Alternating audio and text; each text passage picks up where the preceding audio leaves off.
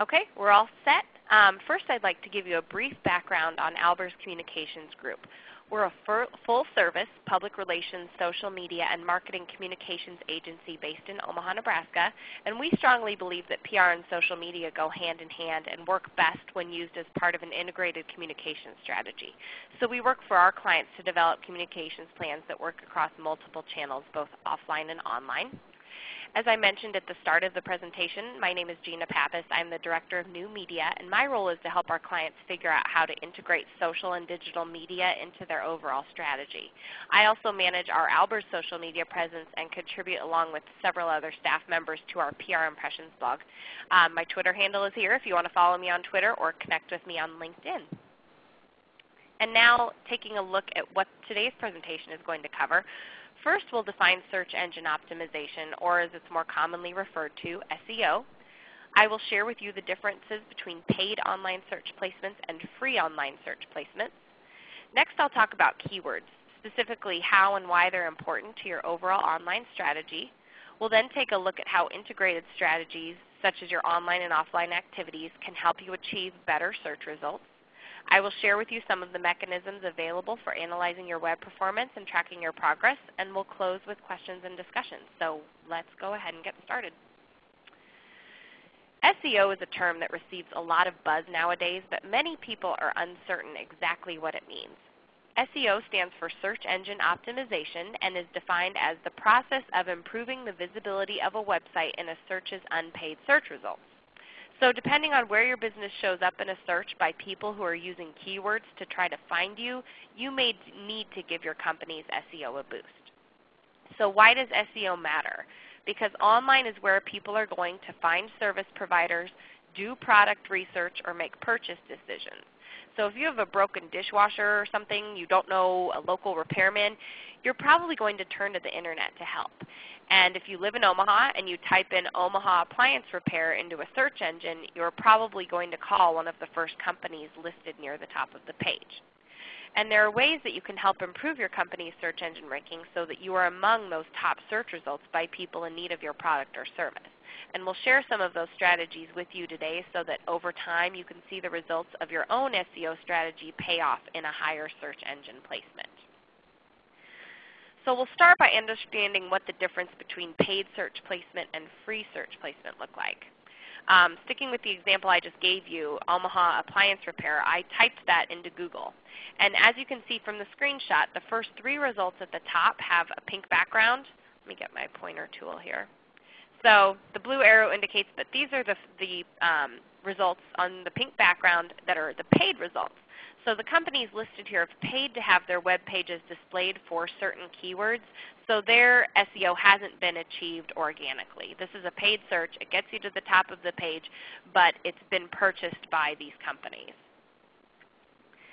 And there are advantages and disadvantages to taking that type of approach that paid services provide, as we saw on the previous screen. One advantage is, of course, top placement. If your result is among the first to be seen, it's natural to expect that you might see that reflected via website visits and calls to your business. Another advantage is that paid search placement is a quick way to reach the top, whereas organic SEO is more time intensive. Paid search throws you to the top because you paid for the slot. And all of this adds up to the third advantage, which is increased exposure for your business to people who are searching for the types of services you provide. But of course, there are several disadvantages of paid search placements. Paid search results actually achieve fewer click-throughs. Recent data shows that paid ads receive an average of 8% of clicks, but the top organic search result gets more than 40% of the clicks. So that very first organic result is going to get far more clicks than even the top paid slot. Also, paid search placements are generally less reputable. Savvy online users understand the difference between advertising results and are generally more inclined not to click on the paid results. And lastly, any company can pay based on keywords to be placed at the top of a search engine, but it takes a company with a smart social media and marketing strategy to achieve first page results organically. So now we're going to take a look at what free search placement looks like. Again, if I type in Omaha appliance repair into Google, here are the results I get. And these, the below ad, here's the ad here, and then this is the first one I get. that isn't on a pink background. This is the first organic search result. It's for a company called NHAparts.com. So let's take a look at what makes NHAparts.com pop first in search. This is their website, and there are several things that they've done that may have helped them get to the top spot. Here on the left, they have keyword-rich menus. So if you take a look at these, they're appropriate with keywords that people might use to search for their appliance needs, such as appliance parts, dryer vent cleaning, appliance troubleshooting. All of those are terms that you might go to Google and enter, and you might end up with this page based on the fact that they've incorporated those keywords so well and so readily into their menus. They're also linking to their social platforms. Here's how you can find them on Facebook. So that also helps boost them in search. And then another thing we want to take a look at, without getting too heavily into coding, I want to show you what the back end of this company's homepage looks like and point out a few things they've done well. And I apologize because this is small, but the site title is indicated here by the blue arrow. It's keyword rich. It says Nebraska Home Appliance in the description. The search term Omaha is also listed in the title, and in addition, the site header utilizes images, which Google ranks higher according to its algorithm. If you haven't had a web professional log into the back end of your website to optimize it with keywords, titles, and descriptions, doing so can greatly improve the SEO performance and organic search results of your site. So I would highly recommend a full optimization of your website as a means to achieving higher search engine placement, because you may have never looked at this back end of the website, and you may have never had anyone look at it since the website was developed, but it's something that needs to be paid attention to. So it's a good place to start if you're trying to achieve organic SEO. And as with the paid search approach, there are certainly advantages and disadvantages to taking a free search placement approach.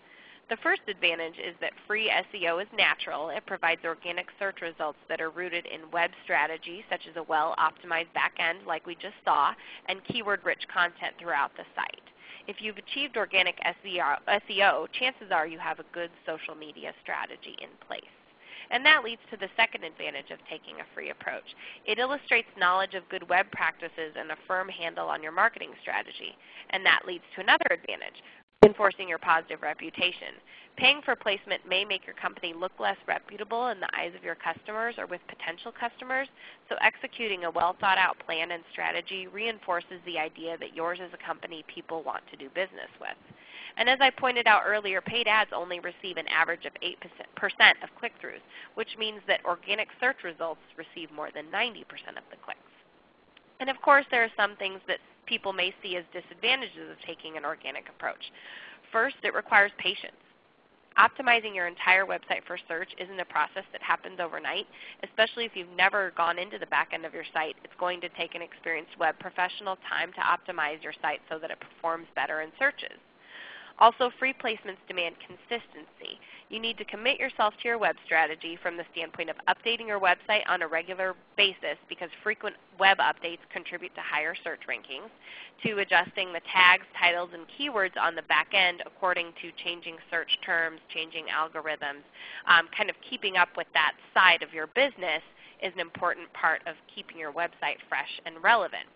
And the final disadvantage is that there are no guarantee that free search placement practices will land you in the top spot. Even if you do get in the top spot, that can change very quickly.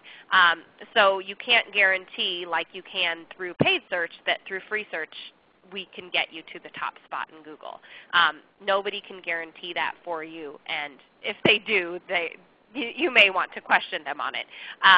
And if you do get there, which is great, it's really just subject to change, because there are people who are competing for that spot, and people are becoming more savvy of web practices. So you may get bumped from that top spot at some point as well. So I've mentioned a few times on today's call the term keywords. Keywords are terms that people might type into a search engine if they were trying to find your business. So if you have that broken dishwasher and live in Omaha, you're probably going to type in something like Omaha appliance repair into your search engine and see what pops up. Which means that if you're a company that provides appliance repair, you need to think like a person in your target audience would think and develop a list of keywords that people might use to find you in search.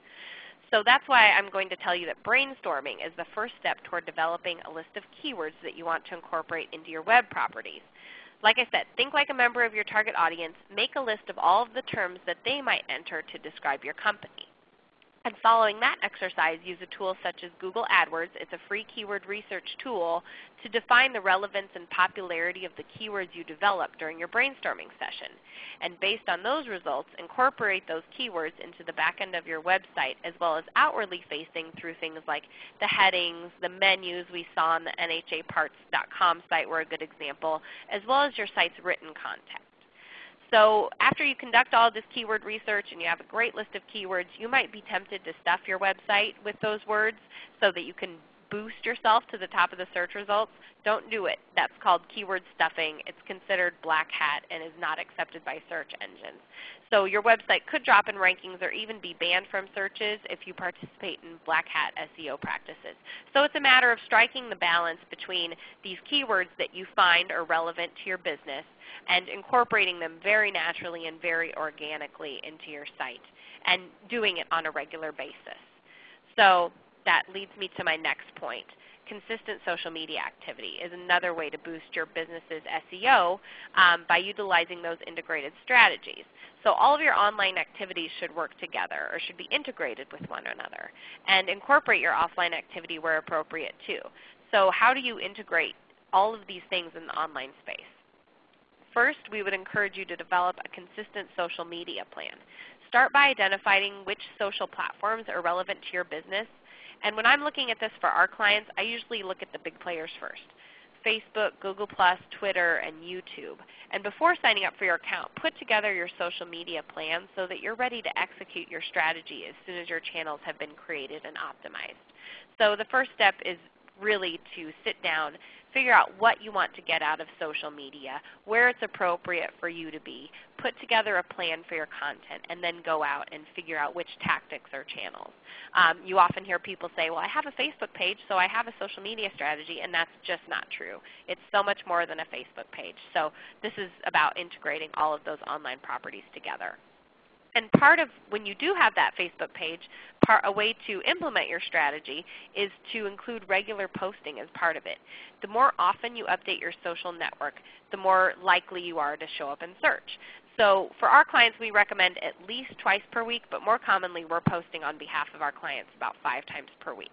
You can repurpose content from each channel. In other words, in any given day, I wouldn't recommend posting about 3 different topics on Facebook, Google+, and Twitter. Make all of your content work together. It's good from a branding perspective. It's good from a search perspective, and it helps your customer identify who you are and what you're all about. And when you're crafting content, make sure it's keyword rich but done in a natural way. You may want to start by doing your keyword research prior to content development and incorporating those phrases where it sounds natural and makes sense. Finally, encourage shares of the content you're developing. Sharing via social media helps grow your network, and if you have a blog, building in a sharing mechanism allows for valuable backlinking to your website. And that encourages other people to visit a link that someone in their social network has shared and helps boost SEO. So now we're going to take a look at regular website updates and why that's important to your SEO. The more often you're touching a site by updating content and adding images or videos, the higher you may rank in search.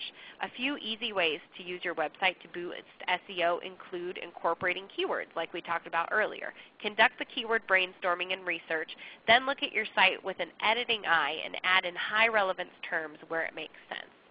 And going back to what I just said on the previous slide, make your content shareable. This is a screenshot here of our own Albers blog. It is built off of our Albers website. So because it's part of our website and we're updating it weekly, we're naturally incorporating regular website updates into our SEO plan. Our blog is shareable, and sharing builds valuable backlinks that help boost SEO.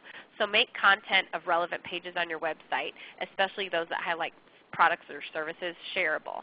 And I have to share an example because this just happened yesterday. But we wrote a blog last week about how schools are using social media now that it's back to school time. We have a lot of parents on our staff, and they are seeing schools using Facebook pages and email newsletters to communicate with parents. And a student at a high school here in Omaha Googled Omaha social media schools and came across our blog, contacted the blog author, and asked if she would help mentor him for a senior project he's working on. So it's just really fun to see those real-life examples of things at work. He entered keywords into a search. Our blog was the first thing that popped up. He called us, and we made a connection. And there's no reason that that can't happen for you and your business. You can also get an additional SEO boost by parlaying your traditional media exposure into online exposures. At Albers, we focus on integrated strategies that cross both offline and online channels for all of our clients. So that means we're repurposing offline content for the online space. So perhaps that means taking a press release that has been written and distributed to traditional news media and optimizing it with keywords for distribution by a social release service such as PR Web. That's a great way to give your SEO a little bit of a boost. We also link to stories our clients are featured in on traditional news sites. So if a local newspaper or TV show posts an interview with a client online, we will link to it from our own website and social platforms. And what this allows is mutual social mentions and reciprocal likes. If you tag or share content from a local news station on your company Facebook page because they featured you in a story, you're building social interaction and engagement, and that's a key part of any effective online strategy, is achieving those shares, getting exposure, and getting other businesses and individuals to like you back. So this is an example of a social mention on our Albers Facebook page. I was interviewed by a local radio station about Facebook tips for businesses, and the station provided the interview as a podcast. We were able to upload that onto our website. Then we could either link it onto the station's website or to our own website. So this is an example of how offline exposure that was done through traditional media like the radio and online strategies can be integrated, because we were able to repurpose it and use it as content on the web, both socially and as an update to our website. As part of your SEO strategy, it's important to analyze what's working and what could be improved upon in order to keep moving forward. The easiest way to track online activity is through Google Analytics, which shows the number of unique or first-time visitors to your website, how long they stay on your site, how they get to your site, whether they typed it directly into a search engine, did a keyword search, or were a referral from your Facebook page.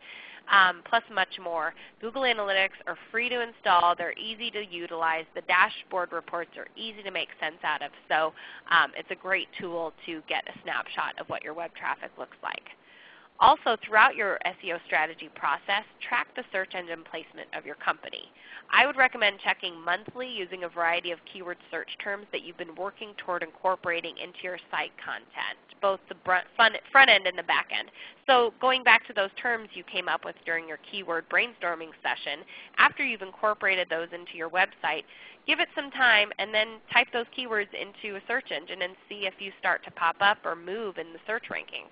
Don't get discouraged if you don't see immediate results, because you won't see immediate results. Moving up in search engines can take several months. It's really a long-term, natural, organic approach. In SEO, that leads me to my next point, is an ongoing process. We say that about PR and social media, but it really is an ongoing process that requires planning, strategy, and a commitment to execution. It also takes the ability to be flexible and evolve as SEO best practices change, because they are always changing.